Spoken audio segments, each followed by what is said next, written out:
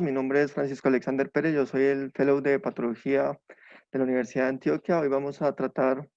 sobre un tema interesante en relación a la falla hepática aguda en crónico y un artículo que realmente nos puede cambiar la visión de este síndrome respecto al tratamiento. Vamos a empezar hablando, me disculpan, es que no quiere correr, ya. Eh, El contexto del síndrome de falla hepática aguda en crónico es un síndrome clínico que tiene varias connotaciones, específicamente la visión desde el punto de vista occidental y la visión desde el punto de vista oriental y asiático. El síndrome clínico de falla hepática aguda en crónico se debe de observar desde ese punto de vista, ya que los estudios la definen en diferentes situaciones. Y es que el agudo en crónico es una entidad muy frecuente. Este es uno de los resúmenes en cuanto a la prevalencia del agudo en crónico en los diferentes registros a nivel mundial, oscilando entre el 30 y el 34% en algunas series, especialmente en el estudio Canonic, que fue el estudio más grande, con 1.343 pacientes realizado por la Asociación Europea del Hígado, con casi un 31% de prevalencia del agudo en crónico, y observamos que en nuestro medio puede ser incluso más alto dependiendo entonces de las series que se estén evaluando. Y realmente el síndrome de agudo en crónico se define como una agresión grave a un hígado que ya está previamente enfermo y que se traduce en un compromiso potencialmente mortal con daño multiorgánico. Y observamos que la tasa de mortalidad de los pacientes va empeorando a nivel que se va pues afectando varios órganos, siendo el compromiso de más de 3 órganos alcanzando una mortalidad cercana entre el 75 y el 80%. Y es que, como les dije al principio de la charla, las definiciones del agudo en crónico varían en donde estemos. Para el mundo oriental se define por los criterios de la APAS, es decir, la Asociación Asiático-Pacífico del Estudio del Hígado, en donde este síndrome es definido por un insulto agudo que se manifiesta con ictericia y coagulopatía. La ictericia específicamente con una bilirrubina más de 5 y una coagulopatía con INR más de 1.5,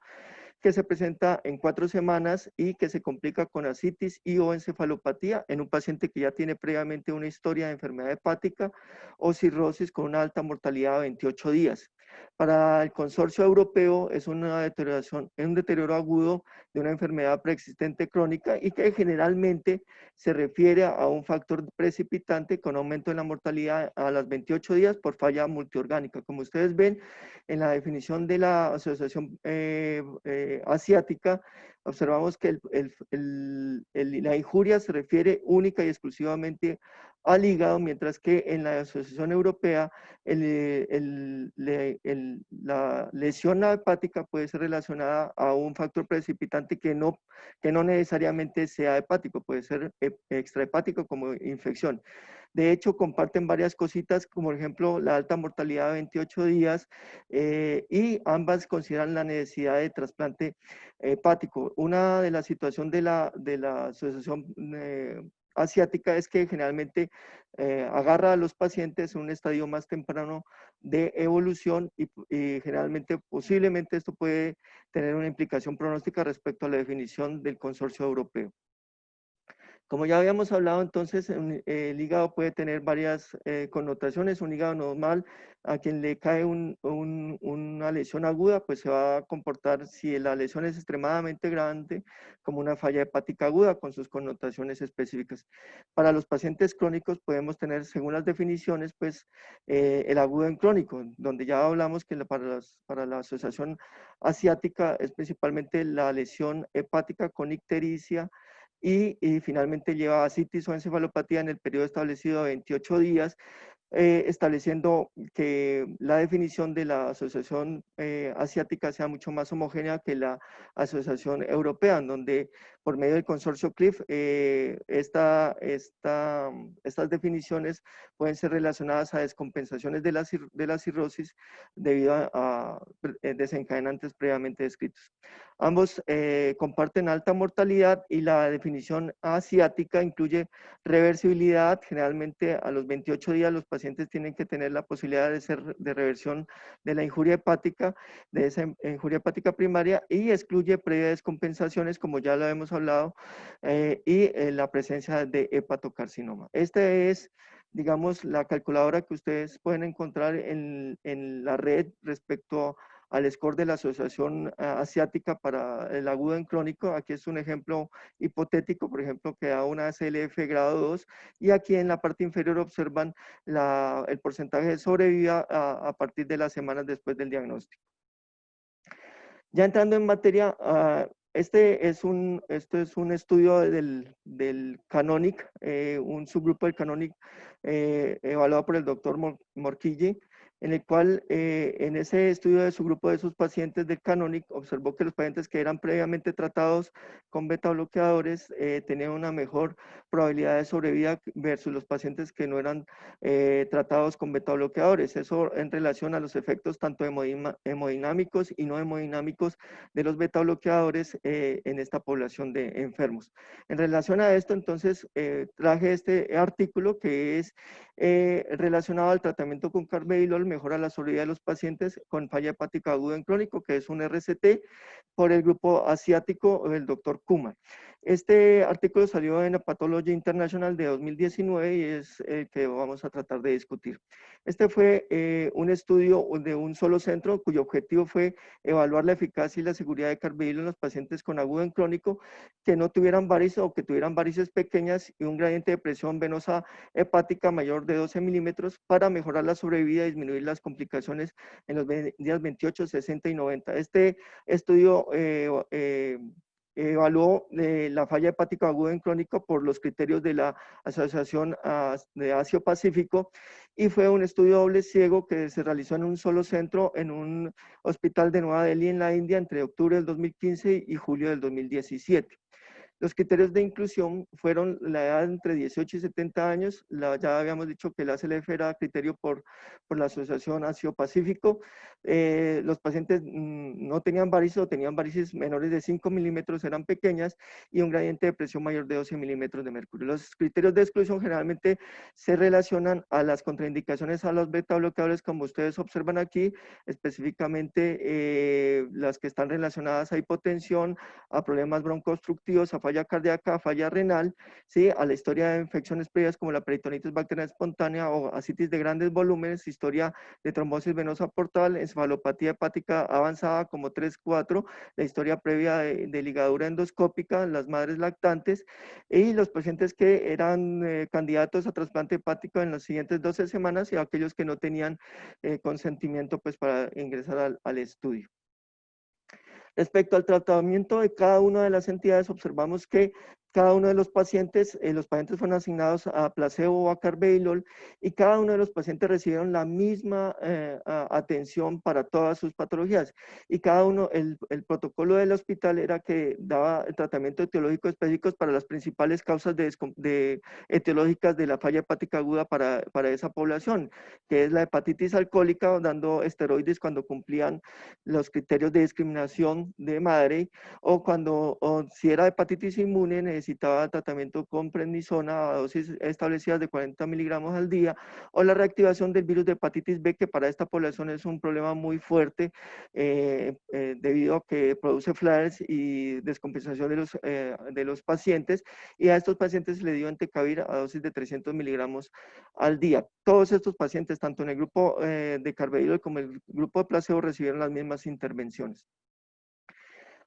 A nivel basal, a estos pacientes se les realizó pues toda la batería de exámenes que ustedes ven en la diapositiva, y el seguimiento se realizó cada semana hasta llegar a un total de seguimiento completo de 90 días, pues en donde también al final de la evaluación hacían casi, digamos, los mismos exámenes, y en cada seguimiento es de importante resaltar que evaluaban la adherencia, evaluaban los eventos adversos, evalúan también si el paciente notaba alguna complicación, alguna situación, hacían una investigación específica y con relación a eso pues hacían las determinadas intervenciones. El desenlace primario del el estudio era muerte o trasplante de hígado, es decir, pacientes sin supervivencia libre de trasplante a los 28 días de ser enlistados en el estudio y los desenlaces secundarios, la presencia de complicaciones como la injuria renal aguda, la aparición de infecciones, sean PBE o no PBE, la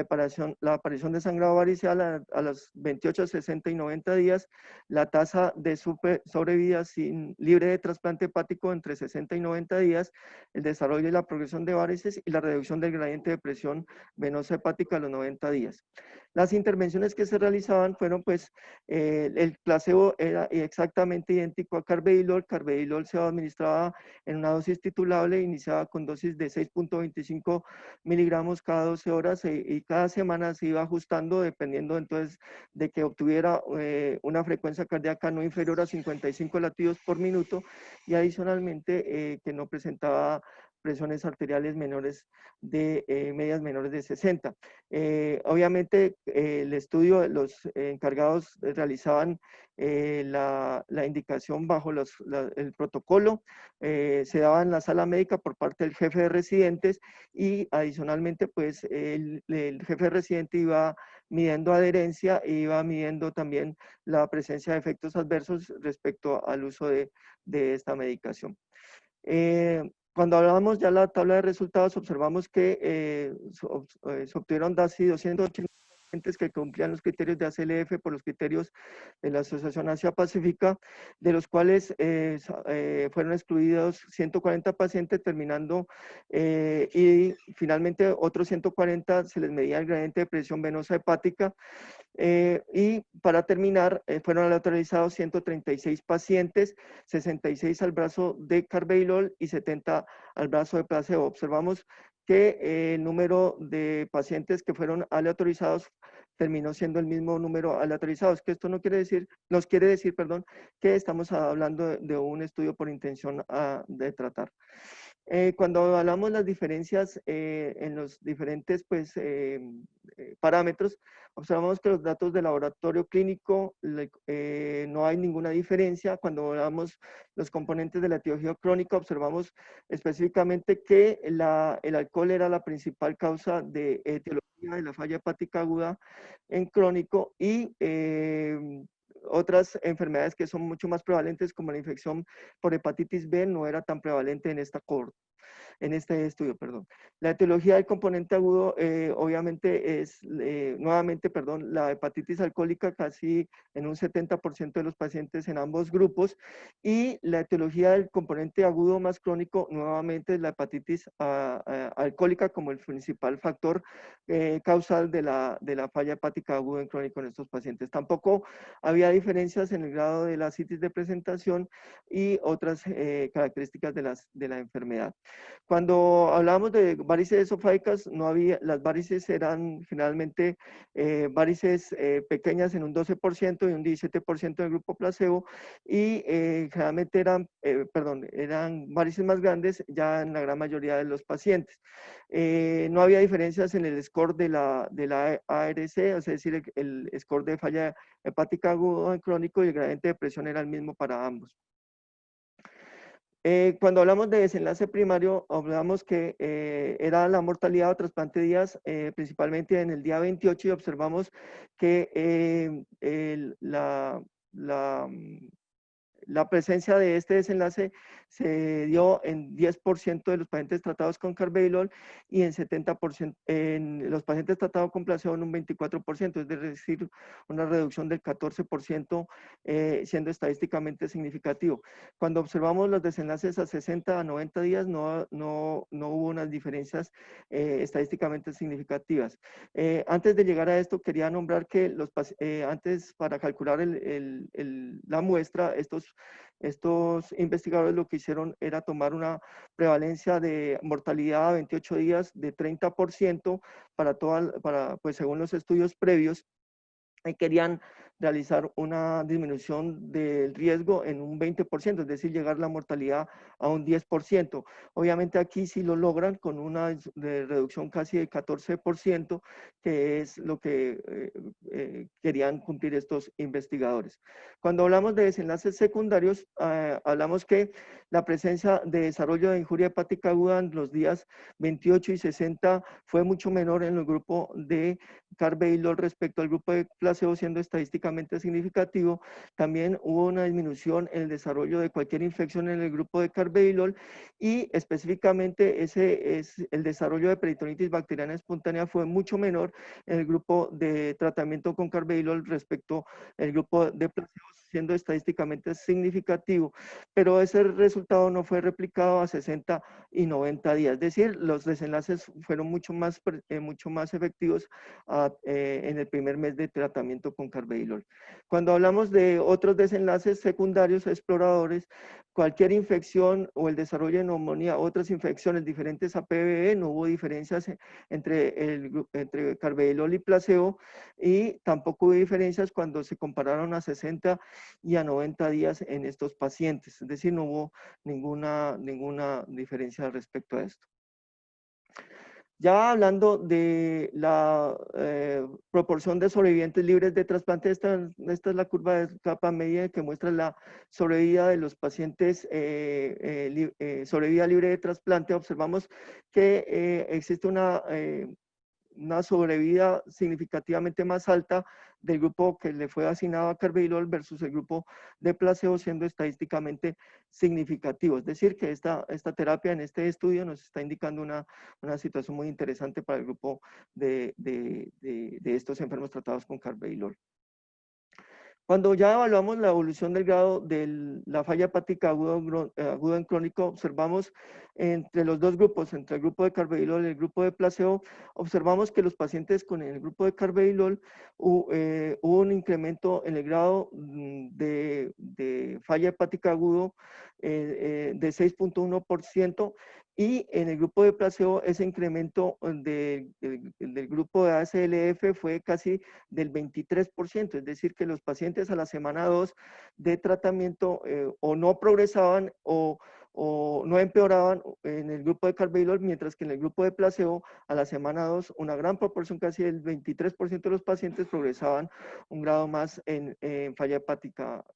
relación. Esta es la misma gráfica, observamos que los pacientes que están en el grupo de carvedilol no cambian, lo mismo que placebo, no hay diferencias estadísticamente significativas, pero en relación al incremento en el grado de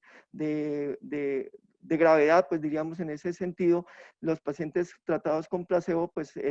obviamente empeoraban más que los pacientes con carvedilol a las 2 semanas de iniciado el tratamiento. Respecto a otros puntos secundarios, como el gradiente de presión venosa hepática, estos son el análisis de cambios de gradiente en los dos grupos, y observamos que en los pacientes tratados con carvedilol hubo una disminución estadísticamente significativa en el gradiente desde el punto de inicio del estudio hasta el punto final del estudio, siendo casi de menos 21% ese cambio a favor del grupo de carvedilol versus un 11% menos en el grupo de placebo. Todo fue replicado en las diferentes, digamos, mediciones que se hicieron, tanto mediciones mayores del 10%, del 20% al final del estudio, y estos cambios indican pues que el tratamiento con carvedilol efectivamente disminuye la presión venosa portal y teóricamente tendrían que reducirse la relación con sangrados variceales en estos pacientes, que se puede presentar en alguna proporción de ellos. Cuando hablamos de los análisis de los factores asociados a mortalidad a 28 días, en el análisis univariado observamos que principalmente el nivel de bilirrubina total y el uso de carvedilol eran, digamos, los factores más relacionados a esta mortalidad, siendo el nivel de bilirrubina con un OR de 1.08, siendo pues un factor, digamos, que aumenta la posibilidad de mortalidad, mortalidad, mientras que el uso de tratamiento con carvedilol se comporta como un factor protector en relación a esta situación. Cuando hablamos del análisis multivariado, las mismas situaciones se replican, siendo la bilirrubina total, entre más alta la bilirrubina, posiblemente sea mayor el riesgo de mortalidad, y entre el uso de carvedilol asociado con una reducción de la mortalidad en el análisis multivariado. Respecto a las conclusiones del estudio, estas textualmente lo tomo, abro comillas: en conclusión, los pacientes con agudo en crónico sin varices o con varices pequeñas y un gradiente de presión venosa portal mayor de 12 milímetros de mercurio, el carvedilol lleva a una mejoría en la sobrevida a 28 días y menos desarrollo de injuria, de lesión renal aguda y de peritonitis bacteriana espontánea a 28 días. Y ellos también creen que carvedilol debe ser usado en los pacientes con falla hepática aguda en crónico, con varices pequeñas o sin varices, con un gradiente mayores de 12 milímetros de mercurio. Entonces, para abrir la discusión de este artículo, quiero pues, especificar los siguientes puntos. A favor del estudio, observamos que en este estudio pues, pequeño, la disminución de la mortalidad a 28 días se presentó una disminución de mortalidad a 28 días con carvedilol en pacientes que cumplen todos los criterios de agudo en crónico mediante la definición de la Asociación Asia-Pacífico. Y adicionalmente, los pacientes en el grupo de carvedilol desarrollan menos peritonitis bacterianas espontáneas sin diferencias en otras infecciones. Menos pacientes en el grupo de carvedilol desarrollan injuria hepática aguda, injuria renal aguda, y carvedilol disminuye la progresión de varices, aunque cuando evalúan y no hay diferencias en la tasa de sangrado respecto a carvedilol versus placebo, aunque disminuyen lo que es el gradiente, no hay una diferencia en esta situación. Y realmente pues carvedilol es una intervención que es barata y que posiblemente podamos utilizar en el contexto clínico. Respecto pues, a los en contra, podemos determinar que los pacientes con falla hepática aguda en crónico son menos enfermos que los pacientes con los diagnosticados por CLIF-ACLF, que es, digamos que la escala pronóstica que se utiliza por parte de la Asociación Europea de Estudio de las Enfermedades Hepáticas, en donde observamos por medio del CLIF-SOFA la progresión a falla multiorgánica, y estos pacientes se cogen cuando se utilizan estos criterios mucho más enfermos que los pacientes que son ya diagnosticados mediante los criterios de la Asociación Asia-Pacífico. En nuestro medio tenemos una poca o nula experiencia en la definición de ACLF por criterios de la Asociación Asiática, y eso pues puede limitar la generalización de estos resultados, y por ejemplo es lo que posiblemente se concluye en esta situación. Con esto termino pues la presentación de mi artículo.